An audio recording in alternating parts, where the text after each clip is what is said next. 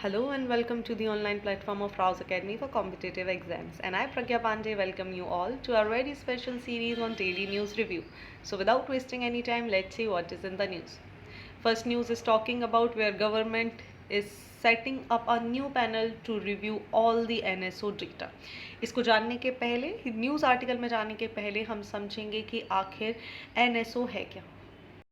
देखिए, पहले national sample survey office जो हुआ करता था, ये काम करता था मिनिस्ट्री ऑफ स्टैटिस्टिक्स के साथ ऑफ द इंडियन गवर्नमेंट 2019 तक। लेकिन 23 मई 2019 को सेंट्रल गवर्नमेंट ने कुछ चेंजेस किए और उन्होंने एक ऑर्डर पास कर दिया जहां पर NSSO which is the national sample survey office इसको मर्ज कर दिया with the central statistics office और एक नया नेशनल स्टैटिस्टिकल ऑफिस हमारे सामने आया। ये NSO इसको हेड किया जाता है by the ministry of statistics and the program implementation which is MOSPI। So national sample survey office NSSO की बात करें तो इसी को पहले नेशनल सैंपल सर्वे ऑर्गेनाइजेशन बोला जाता था, बाद में ये नेशनल सैंपल सर्वे ऑफिस बना और इसके बाद इन दोनों को मर्ज कर एक नया बॉडी यहाँ पर फॉर्म किया जाएगा which is the national statistical office. It was the largest organization in India जो कंडक्ट करती थी पीरियोडिक सोशियो इकोनॉमिक सर्वेस को। आपसे कई बार सवाल किए जाते हैं कि NSSO जिसकी आप बात करते हैं ये किस तरीके के सर्वे करने के लिए रिस्पॉन्सिबल है। तो देखिए, ये सोशियो इकोनॉमिक सर्वे यहाँ पर करती हैं। वहीं अगर हम CSO की बात करें which is the central statistic office, तो ये रिस्पॉन्सिबल है कोऑर्डिनेट करने के लिए और जितनी भी स्टैटिकल एक्टिविटीज़ होती हैं कंट्री में उनको कोऑर्डिनेट करने के लिए और सुचारू रूप से चलाने के लिए CSO यहाँ पर काम करता है। सो बेसिकली अगर हम NSSO की बात करें जो कि इम्पॉर्टेंट हो जाता है, इसे 1950 में सेट किया गया था ताकि लार्ज स्केल सैंपल सर्वेस किए जा सके थ्रू आउट द इंडिया। आगे अगर हम इसकी बात करें सो यहाँ पर जो एम्प्लॉयज़ होते हैं NSSO के, they are from the Indian statistical services. इनको अपॉइंट किया जाता है through the UPSC itself and the subordinate statistical services जिन्हें स्टाफ सिलेक्शन कमीशन या SSA के थ्रू यहाँ पर अपॉइंट किया जाता है। इनकी अलग अलग डिविजन्स हैं। बेसिकली हम 4 डिविजन्स के बारे में बात करते हैं जो हमें यूजुअली कोलकाता, दिल्ली, अगेन कोलकाता और दिल्ली में दिखाई देती है। कोलकाता ब्रांच की अगर हम बात करें डिवीज़न की तो ये काम करती है सर्वे डिज़ाइनिंग रिसर्च डिवीज़न के रूप में। वहीं जिसमें टेक्निकल प्लानिंग करना सर्वेस के लिए, एक डेफिनेशंस को क्रिएट करना, सैम्पलिंग डिज़ाइनिंग कैसी होनी चाहिए, इंक्वायरी शेड्यूल कैसा होगा, ये सारी चीज़ों को काम करने का काम करता है Kolkata division. Then the second division is the field operation division जो कि कलेक्ट करती है प्राइमरी डेटा को for the survey undertaking by the NSSO। Next अगर हम बात करें सो कोलकाता डिवीज़न ही काम करती है डेटा प्रोसेसिंग डिवीज़न के रूप में, जहां पर सैंपल का सिलेक्शन होना, सॉफ्टवेयर को डेवलप करना, प्रोसेसिंग करना, वैलिडेशन करना और टेबुलेशन करना डेटा कलेक्शन का थ्रू द सर्वे, ये सारे काम यहाँ पर किए जाते हैं। And again the last Delhi division, it does the coordination and the publication division, coordinate करेगी वेरियस डिपार्टमेंट्स के साथ जो डिवीज़न है NSSO के साथ और एक एनुअल जनरल यहाँ पर पब्लिश करती है। वहीं अगर हम CSO की बात करते हैं सो CSO को हेड किया जाता है by the director general who is again assisted by the 5 additional director generals and 4 deputy director general, 6 director general, 7 special task officer, 30 deputy directors. आप याद नहीं भी रखेंगे तो चलेगा। ओवरऑल अगर हम बात करें तो इसकी एक्टिविटीज़ इंक्लूड करती हैं सबसे पहले NAS which is the national account statistics. ये कंडक्ट करते हैं एनुअल सर्वे को इंडस्ट्रीज़ के लिए जिसे हम ASI भी बोलते हैं। Next is the index of the industrial production, next is human development statistics, gender statistics, imparting training in the official statistics, 5-year plan working related with the different departments and the broadcasting of the statistical information related with energy, construction, environment, statistics, everything is done by the CSO। चलिए तो news पे वापस आते हैं। हुआ क्या है, देखिए यूनियन गवर्नमेंट ने डिसाइड किया है कि ये कॉन्स्टिट्यूट कर चुकी हैं एक नया internal oversight mechanism for the official data. एक नया पैनल यहाँ पर बना है जो कि ओवर रूल कर देगी किसको, हमारी committee on the economic statistics जिसे 2019 में बनाया गया था। इसकी जगह पर हमें एक न्यू इंटरनल ओवरसाइट मैकेनिज्म यहाँ देखने के लिए मिलेगा। सो ये न्यू इंटरनल ओवरसाइट मैकेनिज्म ये रिप्लेस करेगा किसको, standing committee on economic statistics, जिसे 2019 में बनाया गया था। ये मूव नेसेसरी था क्योंकि जो भी फाइंडिंग्स की गई थी last round of household survey के द्वारा, जिसमें कंजम्पशन एक्सपेंडिचर, जो एम्प्लॉयमेंट जंक हुआ था ओवर डेटा क्वालिटी इश्यूज को लेकर, उसे दूर करने के लिए ये महत्वपूर्ण कदम उठाया गया है। ये मूव फॉलो करेगा एक sharp critic of Indian statistical machinery. New panel यहाँ पर बनाया जाएगा ताकि वो एडवाइस कर सके गवर्नमेंट को on survey, identify and the plug data gaps. Pranab Sen जो कि फॉर्मर चेयरमैन रह चुके हैं नेशनल स्टैटिस्टिकल कमीशन के, NSC के, आप याद रखेंगे, इनका नाम यहाँ पर फॉरवर्ड किया गया है कि ये इसको हेड करने वाले हैं। It will have 10 official members, 4 non official members आपको इसके अंदर देखने मिल जाएंगे, who are actually they are eminent academics and it can have up to 16 members in future। चलिए आगे बढ़ते हैं अगले आर्टिकल की तरफ, जहां बात की जा रही है विंबलडन की। देखिए इम्पॉर्टेंट क्यों है, कार्लोस एल्कार्जा जो कि स्पेन के हैं, इन्होंने फाइनली डिफीट कर दिया है 7 टाइम्स चैंपियन नोवाक जोकोविच को और फाइनली क्लेम कर लिया अपना पहला Wimbledon title on Sunday itself. इसी के साथ आप ग्रैंड स्लैम टूर्नामेंट के बारे में भी याद रखेंगे। Grand slam tournament basically consist करता है ऑस्ट्रेलियन ओपन को, जो कि यूजुअली मिड जनवरी में होता है। और याद रखिएगा बहुत इंपॉर्टेंट चीज़ है, ऑस्ट्रेलियन ओपन को हार्ड सरफेस के ऊपर प्ले किया जाता है। Next is the French open.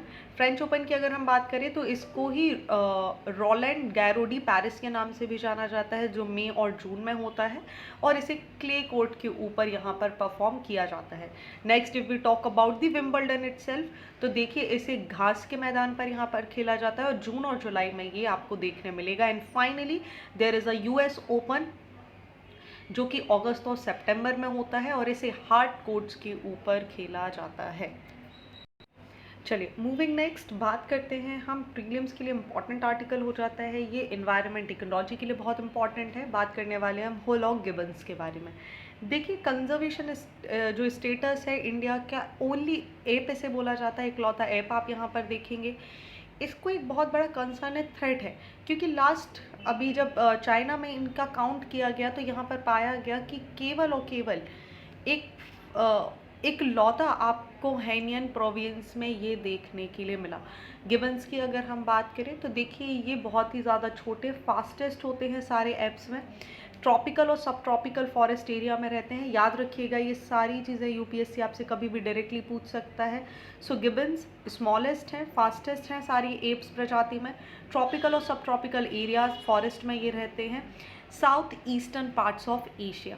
होलॉग gibbon की बात करें तो ये देखिए यूनिक है, इंडिया के नॉर्थ ईस्ट में पाए जाते हैं और आज की डेट में it is one of the 20 species of gibbons on the earth itself. So जो एस्टिमेशन लगाया गया है पॉपुलेशन का होलॉग गिबन्स का, ये अभी केवल और केवल 12,000 पे सीमित रह गया है। दूसरे किसी एप्स की तरह they are extremely very intelligent, distinctive इनकी पर्सनालिटी होती है, स्ट्रॉन्ग फैमिली बॉन्ड आपको देखने मिल जाएगा।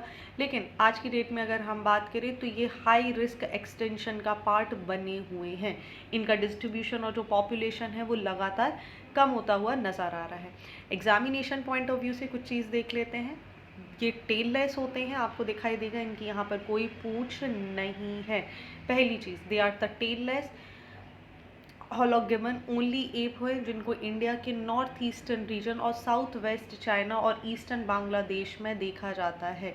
इनको दो तरीके से कैटेगराइज किया जाता है, the eastern hoolock gibbons and the western hoolock gibbons. Western hoolock gibbons की बात करें तो ये north east restricted between the south of the Brahmaputra river and east of the Dibang river के आसपास आपको देखने के लिए मिलेंगे। इंडिया के बाहर अगर हम बात करें तो ये हमें usually Bangladesh and north west Myanmar का पार्ट देखने के लिए मिलते हैं। इनको एंडेंजर्ड कैटेगरी में डाला गया है under the International Union for Conservation of Nature which means IUCN की रेड लिस्ट का पार्ट ये आपको देखने मिलेंगे। Next is the eastern hoolock gibbon. ये इनहेबिट होते हैं, स्पेसिफिक पॉकेट्स होती हैं इनके अरुणाचल प्रदेश और आसाम के पास स्पेशली आपको देखने मिलेंगे।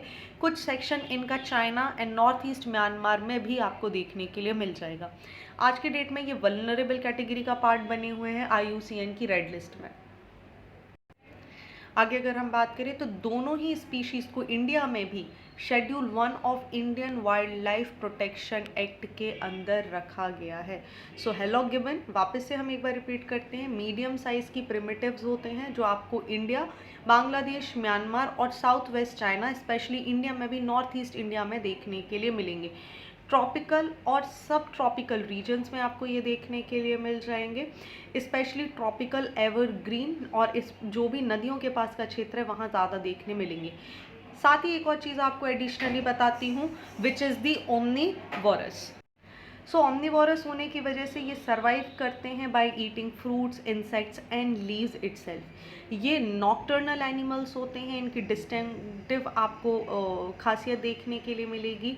वाइट, ब्राउन, ब्लैक और ग्रे कलर, जैसा कि आप इमेज में भी देख पा रहे हैं, ग्रे ब्राउन कलर के भी ये देखने के लिए मिलेंगे।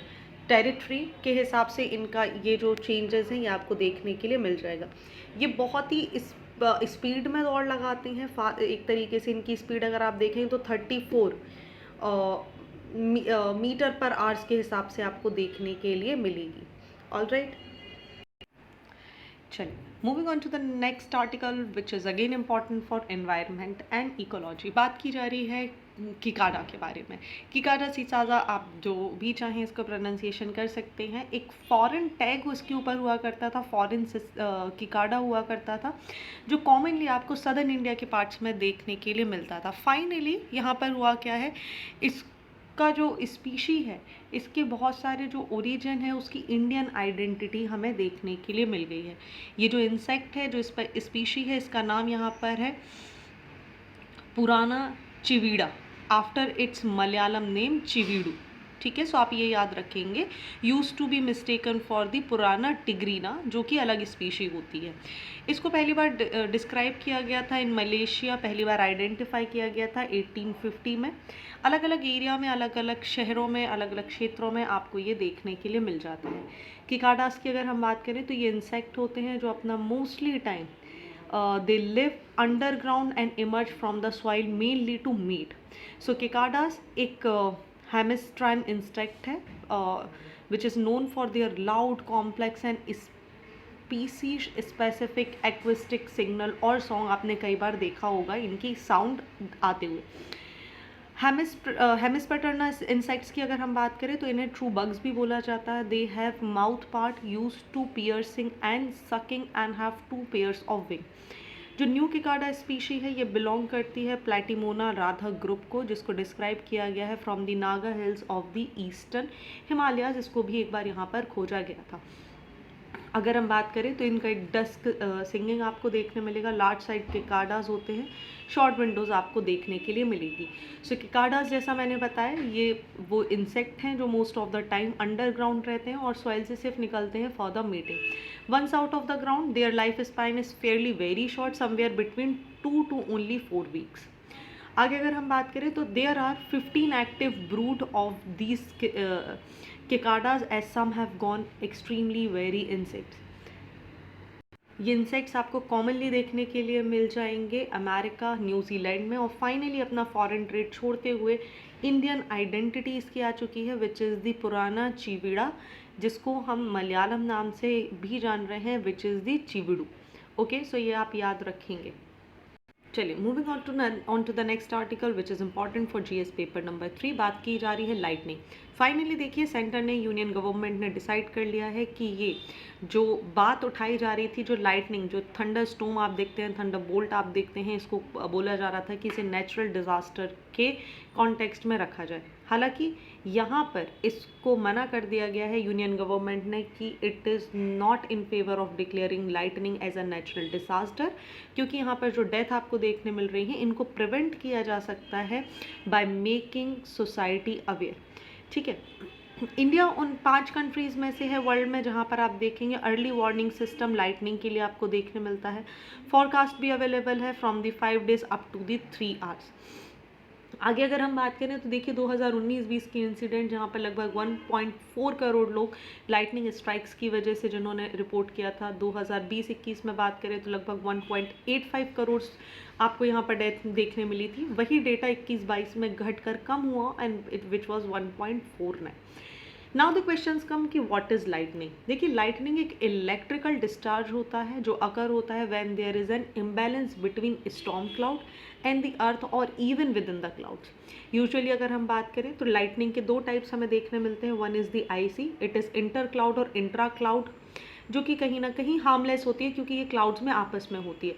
Next is the CG which is the cloud to ground lightning. ये हार्मफुल हो जाती है क्योंकि ये हाई इलेक्ट्रिक वोल्टेज है एंड इलेक्ट्रिक करंट यहाँ पर लीड कर सकता है इलेक्ट्रोक्यूशन को।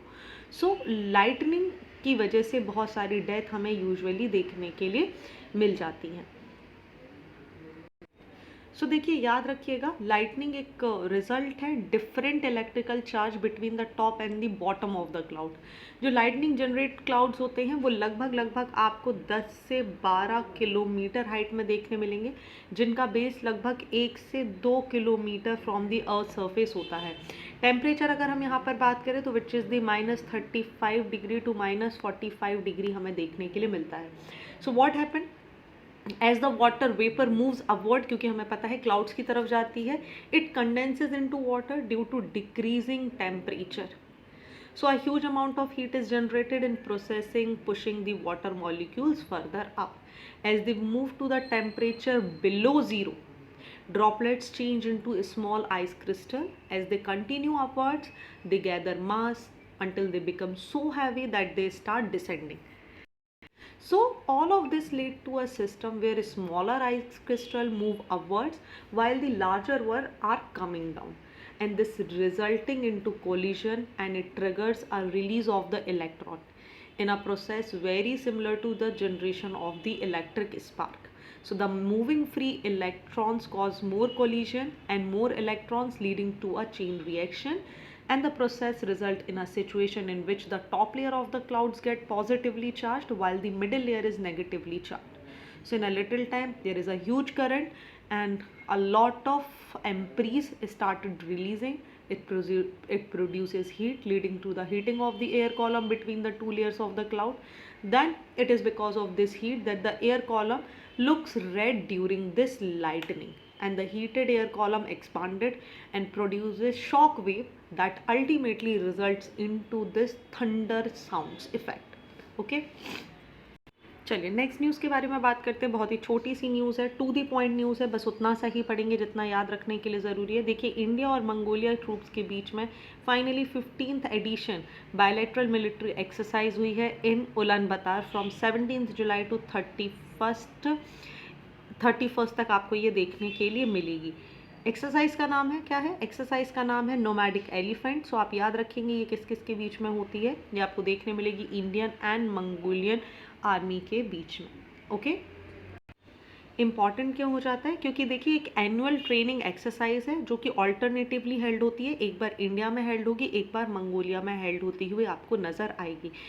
इंडिया और मंगोलिया के जो आर्म्ड फोर्सेस यूनिट है वो इसका पार्ट बनती है। जॉइंट मिलिट्री एक्सरसाइज है ताकि कोऑपरेशन, इंटरपेरेबिलिटी को यहाँ पर दोनों आर्मीज़ के बीच में इन्हांस किया जा सके। साथ ही ये counter terrorism, peacekeeping operations के लिए भी यहाँ पर काम करती है। So nomadic elephant is between the Indian and the Mongolian troops.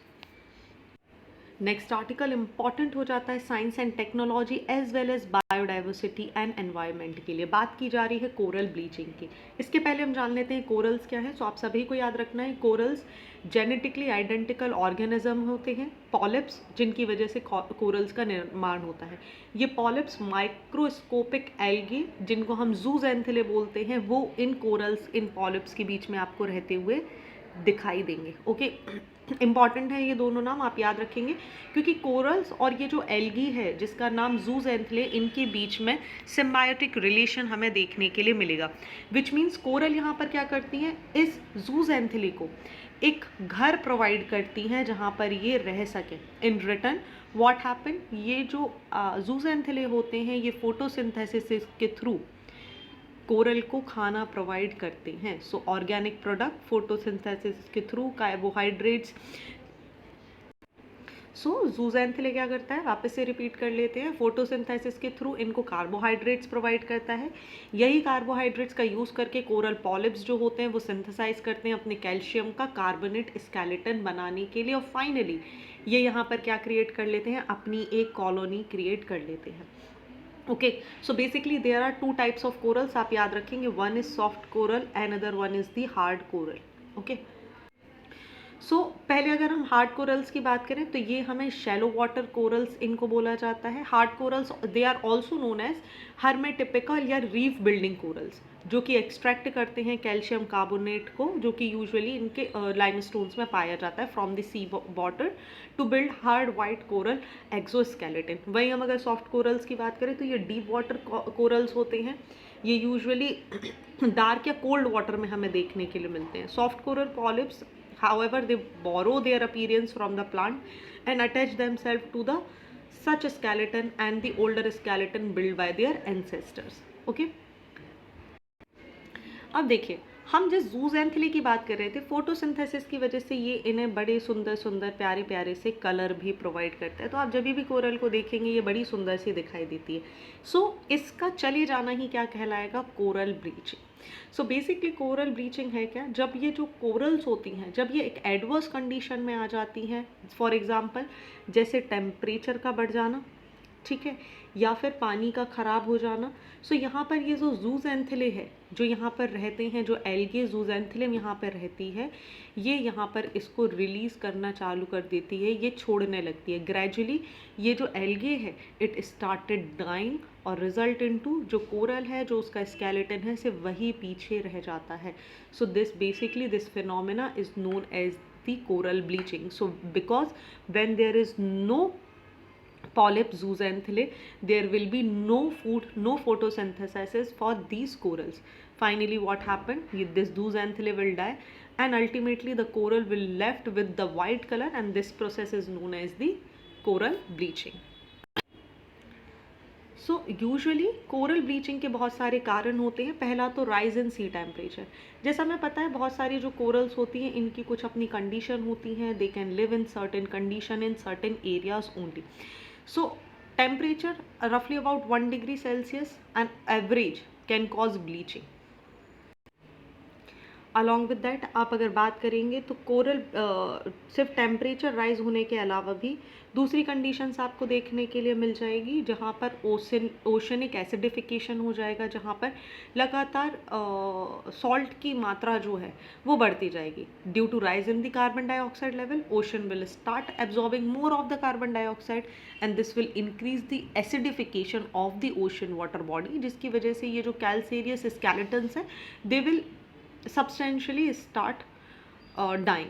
फिर solar radiation and the ultraviolet, infectious disease जो बहुत सारे बैक्टीरियाज वगैरह की वजह से यहाँ हो जाएगी, या केमिकल पॉल्यूशन जिसकी वजह से जो न्यूट्रिएंट्स हैं वो कहीं ना कहीं इफेक्ट हो जाते हैं। यूजुअली एक लेयर जम जाती है, कई बार ऑयल स्पिलिंग हमें देखने के लिए मिल जाती है। Along with that human induced threat like over fishing, pollution from the agriculture, industrial run of, these many things what they will do, इसकी वजह से ही आपको क्या देखने मिलेगा, कोरल्स की जान जाती हुई नज़र आएगी। ओके, सो ये देखिए आपको पूरा आर्टिकल में सारी चीज़ें वही दी हुई हैं जो अभी हमने समझी कि जूजेंथिले क्या प्रोवाइड करता है, amino acid, sugars and minerals and carbon dioxide return में इसको मिलते हैं। सो जब ये ओशन का एनवायरनमेंट चेंज होगा, टेम्परेचर बढ़ेगा, ठीक है, या फिर एसिडिफिकेशन होगा, ज़्यादा ब्राइटनेस हो जाएगी, ठीक है, सो ये जो कोरल्स हैं धीरे धीरे यहाँ पर जूजेंथिले यहाँ पर डेथ होना उसकी शुरू हो जाएगी, और इसी को क्या बोला जाता है, कोरल ब्लीचिंग। चलिए moving on to the next article which is on important on the defamation law.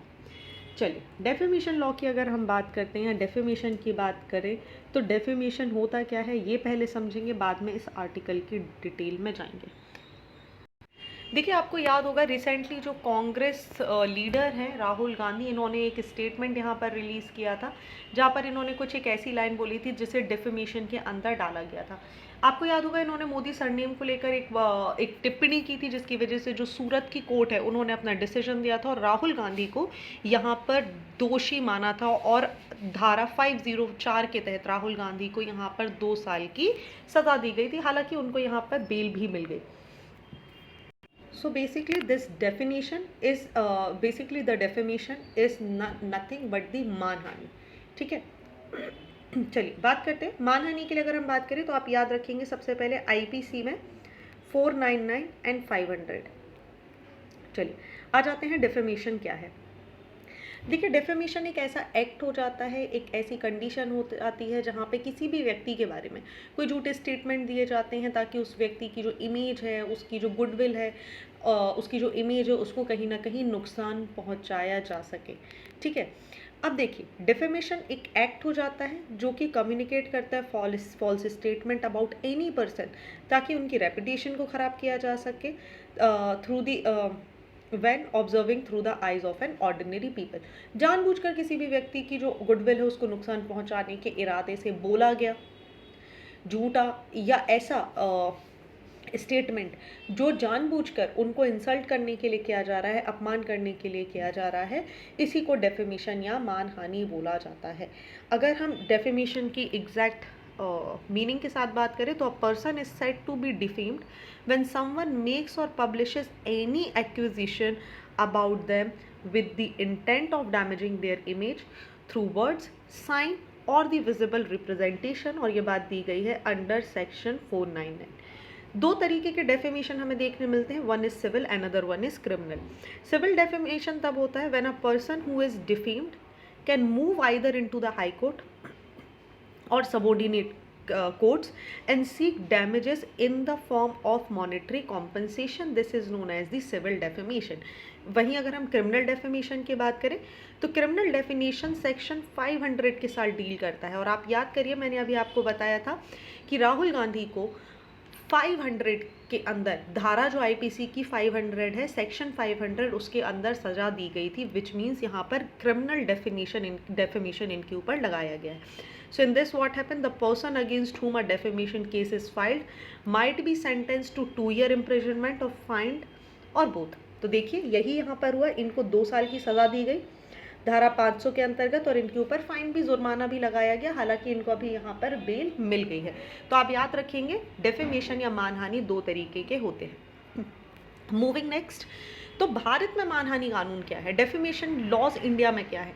सबसे पहले बात करेंगे आर्टिकल 19 के बारे में। आर्टिकल 19 जो किसी भी व्यक्ति को फ्रीडम ऑफ स्पीच प्रोवाइड करता है, ठीक है, बोलता है कि उसके पास स्वतंत्रता है वो अपनी बातों को रख सके। लेकिन वहीं आर्टिकल 19 क्लॉज 2 इसको लिमिट भी करता है। जैसे आप कोर्ट कि यहाँ पे आप कोर्ट को यहाँ पे इंसल्ट नहीं कर सकते, कंटेम्प्ट ऑफ कोर्ट यहाँ पर नहीं होना चाहिए, किसी को डिफेम नहीं किया जाना चाहिए, किसी भी व्यक्ति को कोई पर्टिकुलर क्राइम करने के लिए यहाँ पर उकसाया नहीं जाना चाहिए। ये सारी चीज़ें आर्टिकल 19 क्लॉज 2 का पार्ट आपको देखने के लिए मिल जाएंगे। हालांकि भारत में अगर हम बात करें तो मानहानि या डेफेमेशन सार्वजनिक रूप से गलत और दंडनीय अपराध दोनों हो सकता है। डिपेंड करता है कि ये जो इंसिडेंट किया गया है ये किस कारण से किया गया है। बेसिकली अगर हम बात करें सिविल रॉन्ग, जैसा मैंने आपको बताया, और क्रिमिनल दोनों मैंने आपको यहाँ पर बताए हैं। सिविल रॉन्ग की जब हम बात करते हैं तो हम यहाँ पर बोल रहे हैं कि इनको क्या हो जाएगा, कुछ अमाउंट मिलेगा and they will be release. मतलब सिविल रॉन्ग यहाँ पर क्या है, वह गलती जिसको सही किया जा सकता है मॉनेटरी कंपनसेशन के थ्रू, जबकि दंडनीय अपराध में अगर आप बात करें क्रिमिनल लॉज में क्या होगा, किसी भी गलत करने वाले को यहाँ पर कर तो देना ही पड़ेगा, साथ में यहाँ पर उनको सज़ा भी मिलेगी। क्रिमिनल ऑफेंस में क्या हो जाएगा, दे एस्टैब्लिश बियॉन्ड द रीजनेबल, ठीक है। लेकिन अगर हम सिविल्स की बात करें तो यहाँ पर क्या हो सकता है, एक डैमेज कितना है, कितना हुआ था, उसका एक अजम्पशन लगाकर उसके ऊपर एक मॉनेटरी यहाँ पर पेमेंट यहाँ पर किया जा सकता है। ऑलराइट, आगे अगर हम बात करें तो देखिए आर्ग्यू किया गया है फंडामेंटल राइट को लेकर कई बार कि संविधान का जो आर्टिकल 19 है वो गारंटी देता है कि किसी भी व्यक्ति के पास उसका फंडामेंटल राइट है वो उसे एक्सप्रेस कर सके। हालांकि अगर हम सुप्रीम कोर्ट की बात करें तो उन्होंने एक फैसला किया था कि मानहानि के जितने भी प्रावधान होते हैं वो संवैधानिक रूप से मान्य है और यह स्वतंत्र भाषण के अधिकार का कहीं से भी उल्लंघन नहीं करते हैं। ठीक है, कहीं से भी ये किसी भी तरीके से क्या नहीं करते, कॉन्स्टिट्यूशनली वैलिड हैं और ये कॉन्फ्लिक्ट नहीं क्रिएट करते राइट टू स्पीच को लेकर। यहीं पर सुप्रीम कोर्ट ने एक और फैसला भी सुनाया था कि defamation as a public wrong, यहाँ पर क्या होगा कि मानहानि को सार्वजनिक रूप से गलत मानना वैध है। मतलब कि जो भी आपराधिक है, जो भी यहाँ पर क्रिमिनल डिफेमेशन है, is not disproportionate restriction on the free speech because protection of reputation is basically a fundamental right as well as the human right. ठीक है, सो आपराधिक मानहानि अनुचित रूप से मुक्त भाषण को प्रतिबंधित नहीं करती, क्योंकि किसी भी व्यक्ति की प्रतिष्ठा बनाए रखना ना केवल उसका फंडामेंटल राइट है बल्कि उसका ह्यूमन राइट भी हमें देखने के लिए मिलता है। सो कोर्ट ने रिलाई किया है on the judgement of the other countries और रीअफर्म किया है कि right to reputation as the part of, याद रखिएगा आपसे सवाल पूछा जा सकता है कि राइट टू रेपुटेशन को किसके अंदर पार्ट माना गया है। सो राइट टू रेपुटेशन या प्रतिष्ठा का अधिकार राइट टू लाइफ और आर्टिकल 21 के अंदर रखा गया है। राइट टू लाइफ के अंतर्गत राइट टू रेपुटेशन आपके पास है और आर्टिकल 21 के अंदर इसे रखा गया है। ऑल राइट, अब देखिए article 21 words 19 clause 1 sub clause A के बारे में बात करते हैं। कई बार इसके बीच में लेकर कुछ इश्यूज देखने मिलते हैं। देखिए कोर्ट ने ये बात कही थी कि जो राइट टू रेपुटेशन है इसको प्रोटेक्ट किया गया है अंडर आर्टिकल 21, जहाँ राइट टू लाइफ की बात की जा रही है, life and the personal liberty. Right under article 19 clause 1 sub clause A they had to be balanced against the right to reputation under article 21.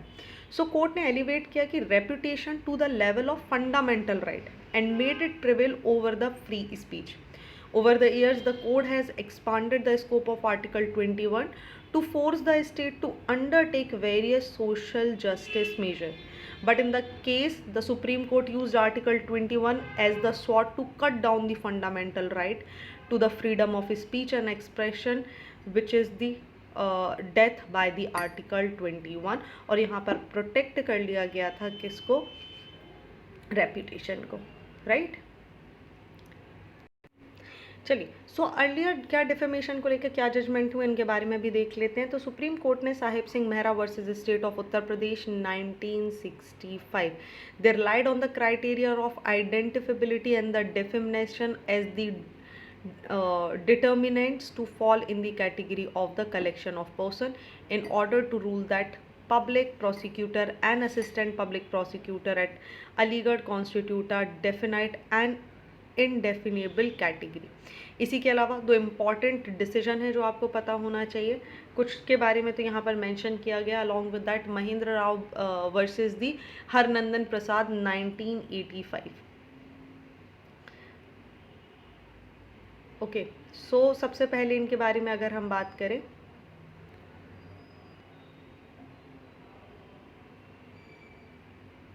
Okay, this is the important relevant procedure, इनको देख लेते हैं। यहाँ पर हुआ क्या था, in certain situation the order of conviction can be executable in the sense it may incur और disqualification as in the instant case. So इसीलिए इन्हें पढ़ने के लिए देखो, एक जो यहाँ पर कन्विक्ट थे इनको एक उर्दू में एक लेटर मिला, अब इसको पढ़ने के लिए नहीं किसी और व्यक्ति की ज़रूरत थी. सो इस कॉन्टेक्स्ट में माना गया क्योंकि व्यक्ति जानता था कि वह व्यक्ति उर्दू नहीं जानता, उसे सहायता की आवश्यकता होगी, इसीलिए यहाँ पर जिसने यहाँ पर ट्रांसलेशन का काम किया है उसे वो कहीं ना कहीं, और उसको अगर गलत किया गया है, उसको इंसल्ट करने के पर्पज़ से किया गया है, तो यहाँ पर मानहानि मानी गई थी. वहीं अगर हम राम जेठमलानी वर्सेस सुब्रमण्यम स्वामी केस 2000 की अगर हम बात कर लें, सो यहाँ पर दिल्ली उच्च न्यायालय ने डॉक्टर स्वामी को यह कहकर कि राम जेठमलानी की मानहानि करने हेतु दोषी ठहराया, क्योंकि उन्होंने तमिलनाडु के तत्कालीन जो मुख्यमंत्री थे राजीव गांधी की हत्या के मामले से बचाने के लिए एक प्रतिबंधित संगठन से धन प्राप्त किया था। इसी के अलावा आप देखेंगे so Navtej Singh Sidhu versus state of Punjab का केस भी आपके लिए इम्पॉर्टेंट हो जाता है। चलिए आगे बढ़ते हैं। एक और चीज़ हमें समझना ज़रूरी है कि क्या होगा अगर कोई भी जो आपका विधायक है, एमपी या एमएलए हैं, अगर ये यहाँ पर दोषी हो जाते हैं, ये कन्विक्ट हो जाते हैं, तब क्या होगा।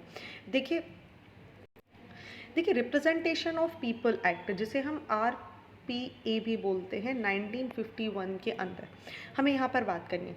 देखिए इसके अंदर 153A जो कि क्या बात कर रहा है, offences of promoting enmity between different groups and group of religion, race, place of birth, residence, language etcetera, and doing acts prejudicial to maintenance of the harmony, और section 171E offense of the bribery, and section 171F offense of under influence or personation at the election and few others। देखिए सबसे पहले RPA के अंतर्गत यहाँ पर क्या किया जाएगा, ऐसे व्यक्तियों को 1951 आरपीए के अंदर सेक्शन 8 क्लॉज 1 के अंदर इन पर यहाँ पर कार्यवाही की जाएगी। आरपीए की धारा 8 क्लॉज 3 में कहा गया है कि अगर कोई भी जो सांसद होता है, कोई भी एमपी है, ठीक है, अगर उसको यहाँ पर कन्विक्ट किया जाता है तो इनको कम से कम आप देखिए 2 साल की सज़ा मिलेगी। ओके, और यहाँ पर उनको अगला इलेक्शन लड़ने से क्या किया जा सकता है, उसके लिए डिस्क्वालीफाई भी किया जा सकता है।